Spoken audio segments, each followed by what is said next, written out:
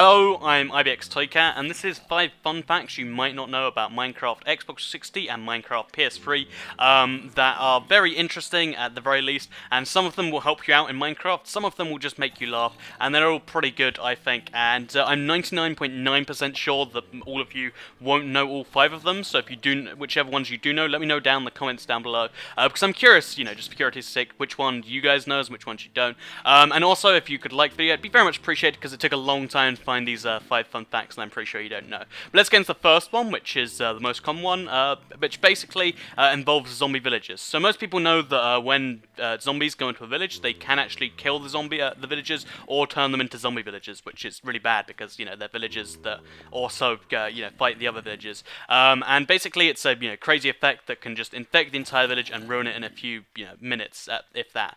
And basically you can actually use this to your advantage though, because if you want a villager at your house because you want to do trading, you know, just in your house for whatever reason, basically if you let the zombie aggro into you, you take him all the way to your house, then you cure him, which by the way is a splash potion, followed by using a golden apple on them, which is actually fairly costly. Then in 2 to 5 minutes, if you keep him safe from all attacks and make sure he doesn't attack you, 2 to 5 minutes later he'll become a villager, and you can just trade with him in your house. So you don't have to go all the way to a village if you want to do trades, you can just have a villager in your house this way, completely legit. You can also do a minecart technique, but it you know, involves a lot more effort, and it can be quite difficult. So this is the easiest way to get a villager in your house, and it's completely legit, and it's quite easy to do. So I'll come back later in the video when he's, you know, fully changed, and then I can let him into my real house, because right now he's, you know, kind of dangerous. I don't want him in my, you know, main house where my cool stuff is. Look how cool my house is. But yeah, I'll show you that when he's done. So my second fun fact involves basically fences and nether brick fences, and also cobblestone walls. So this used to be true of just fences and nether fences, but now it's true with nether brick fences and walls, as well as regular fences and walls. Basically, if you put fences next to each other, they won't actually conjoin because they're completely different objects, which means there's this tiny half a block wide gap in the middle, and the only thing that's half a block wide that can fit through is a regular player character, so yourself. And this is very useful because it means that if you want to make a gap that only you can fit through, no mobs can follow you, just you, then this is the way to do it. You can either use a fence and nether brick fences, or a nether brick fence and a cobblestone wall, or, you know, any combination of them. And it's a very cool way to, you know, basically section off your animal farms from everything else.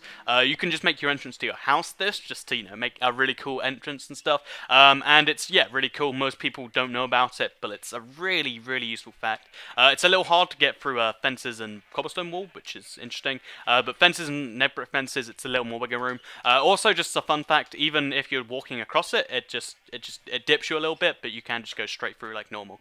So yeah, that's how that one works. So my next fun fact is a little interesting, and I don't know the entire mechanics behind why it works, but basically if you have loads of sheep on a half slab that's raised above the ground, so, you know, bottom half of the ground top half of the ground as opposed to the top, and then you have some on the bottom half as opposed to the top. The ones on the bottom half will grow raw, but the one on the top won't. It's a really odd, just little fun fact, and if you want to, you know, surprise friends by putting their friends on top slabs and yours on bottom, just to mess with them, that's something you can do. Also, if you try to put too many mobs in a small area, they'll glitch out more and more based on it. So as you can see, this sheep looks like he's over there, but I punch him and he goes back in there.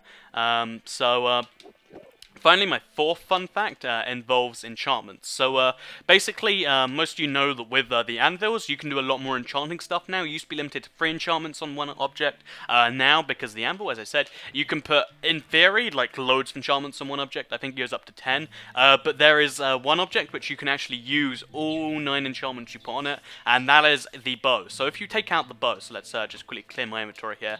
If you take out your bow and then take out 9 enchantments for it, so I'll just quickly show you this bow in action. So the enchantments that will all work with are infinity. So you have infinite arrows, you don't have to ever use arrows. You can also put looting on, so sorry, I put this in the wrong way around. You can also put looting on it, so whenever you do kill something, you get more stuff for it. Then after that, you can put flame on, which will set things on fire if they're hit with the bow. After that, you can put punch on, which means when things are hit with the bow, they go flying backwards. You can then put power on, which will obviously give you more power of your bow shots. It means pretty much you can one-hit kill things if you fully pull back the bow. You can put Unbreaking on it, which gives you 4 times the durability, which is very useful for a bow that's expensive.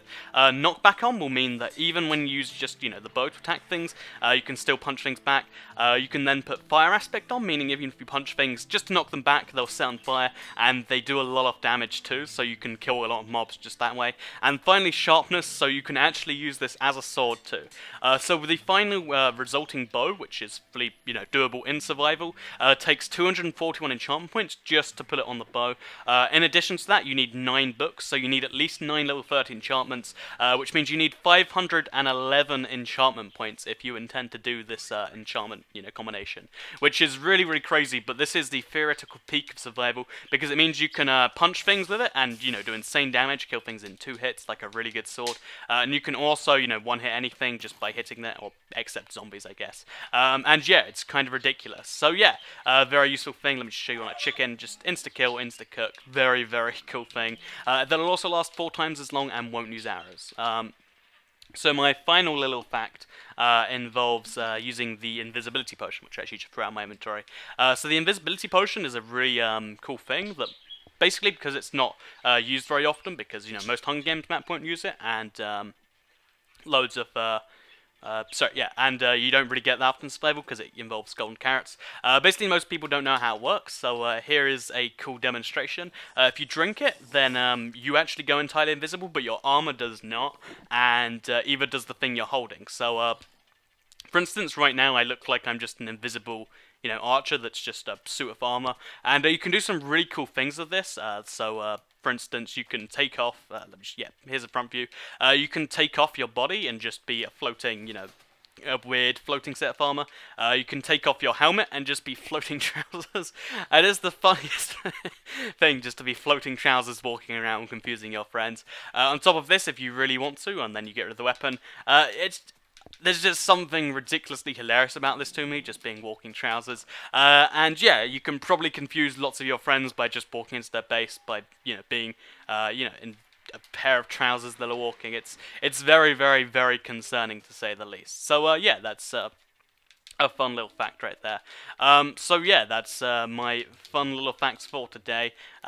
Pair of floating trousers, 241 enchantment points to make the ultimate bow, plus, you know, well, I guess 511 to make the ultimate bow.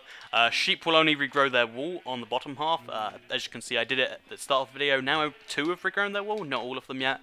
There is the thing involving going in between fences and cobblestone walls, and then also there is pulling the villagers in your house. So I'm actually going to quickly show you, just letting him into my main house now. So now I have a villager just in my, oh, actually he might try to get out, but I have a villager in my house that I can do trades with. I luckily got a blacksmith, which is very lucky. Interestingly enough, they don't keep their profession from the village, so you could theoretically make yourself loads of blacksmiths if you tried by just if you don't get the right ones, you can just re-zombify them.